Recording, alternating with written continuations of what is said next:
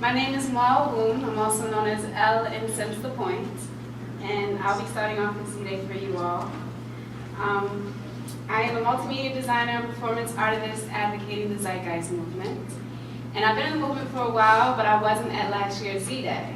But from what I heard, there were people that walked away not knowing what the Z stood for. So it stands for Zeitgeist, and the Zeitgeist movement is who are hosting this event.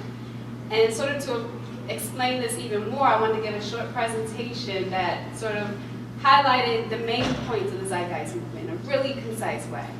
So I'm about to jump into that. But just one more addendum. Usually people say when you do presentations to just do a picture or short, simple words or pretty much anything other than what you're going to say. But I'm actually going to do the opposite of that. I'm going to do exactly what I'm saying in the presentation so you have options, because I feel like this information has merit. You can either read it, you can listen to me, you can watch it, because there'll be a path to the process. So if you don't want to read it, if you just want to observe it, that's fine too. And yeah, you can do whatever you want. Just do whatever you need to do to integrate this information, hopefully. So let's jump into it. So, there are three general stances to the Zeitgeist movement. The outer stance, which is represented by the, or for me. The inner stance, which is represented by Zeitgeist. And the over stance, which is represented by movement. So to go into this deeper, the outer stance is what we as a movement express and focus on most outwardly. That being the natural law resource-based economy. So if you walk away from this presentation or this day really with only two ideas in mind, please let them be the Zeitgeist movement and the natural law resource-based economy, because those are really the most important terms in my mind, and I think in a lot of people's minds that are in the movement. So, what we focus on most outwardly is the fact that as opposed to our current monetary market system, we have the evolutionary capacity for a natural law resource-based economy. A natural law resource-based economy is a process of sustainable, efficient, and self-sufficient resource management that integrates what we know globally and what we can create locally directly into our socioeconomic design. Now, I'll just warn you really quick, this is going to get a little funky, so if you get motion sickness easily, don't pay attention. All right, so sustainability is in relationship to what we know globally, and that being engaging with the earth as the macroorganism that it is, by integrating into a central database with mass redundancy, of course, all current understandings of natural laws, scientific theories, and states of global resources.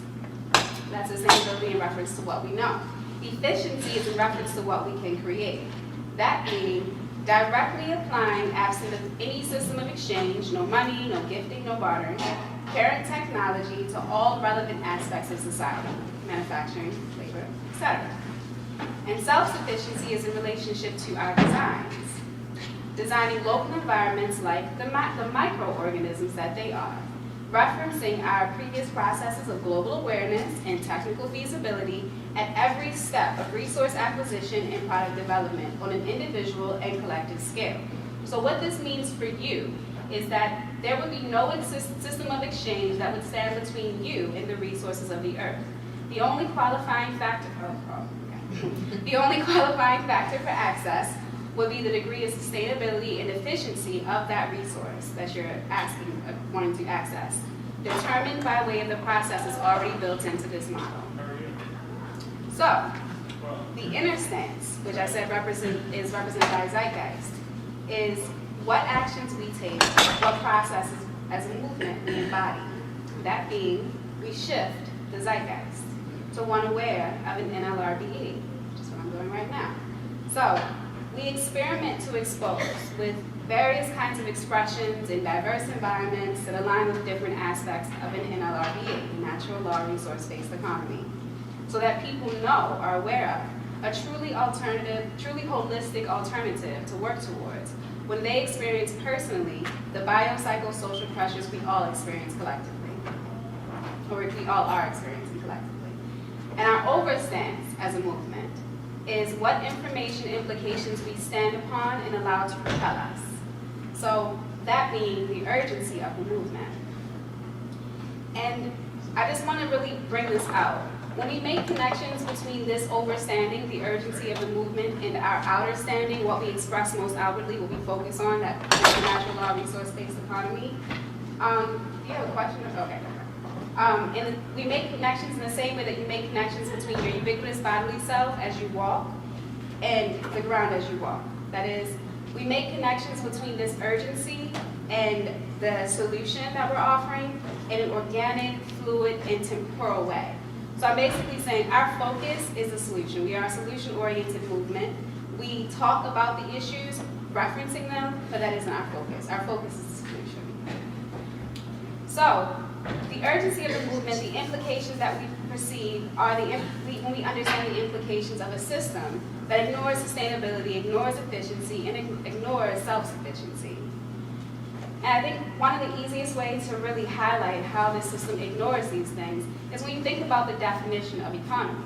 So economy literally defines as management of the house, nomi of the eco.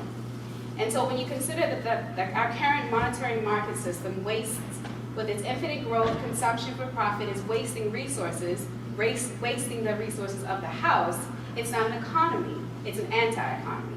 So for me, when I think of the monetary market, I never say the monetary economy. If anything, I would say the monetary anti-economy or the monetary system that's running the earth. So I think just knowing that really highlights its irrelevancy.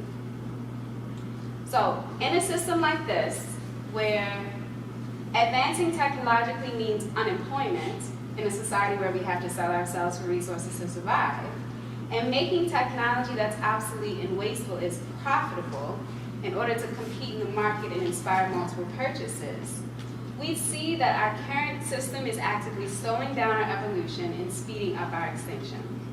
So, we in the Zeitgeist movement know that it's time to change, there's another way, and the only way that it will even begin to be possible is when enough people know about it, put forward effort to understanding it, and envision and embody the processes towards this new way for as many other people as possible.